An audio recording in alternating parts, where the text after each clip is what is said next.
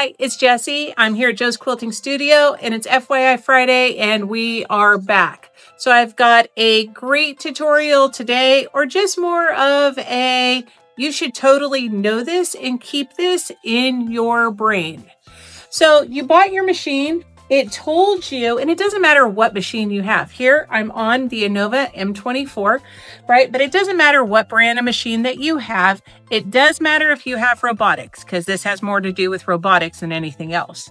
But anyways, you were told your machine has a certain amount of inches from your back of your needle bar all the way to the back of your machine.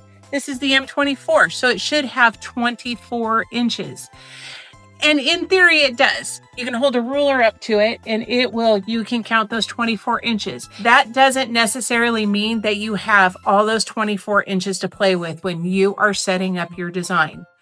So I'm having Bryn record this today instead of Alicia because I had the perfect example over here on this quilt. On this quilt, I've got double batting, and that made this take-up bar that is right here very full and very lofty, right? And as you can see, it's taking up a lot more space. So in the mornings when I come in and I give myself a sew zone, I actually start it over here based on my take-up bar. Bryn, go ahead and zoom in here and see where I'm at here, right?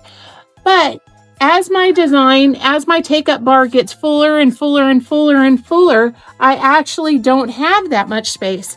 I have this amount of space right here. My quilt that is on the take-up bar is now hitting here and here. So I'm going to gently kind of move this machine out like so. And do you see how many of those inches I lost? I probably lost about 3. Well, I lost more than that because it was hitting right here. So I've lost probably about 3 inches. And you can assume I'm going to lose those 3 inches here.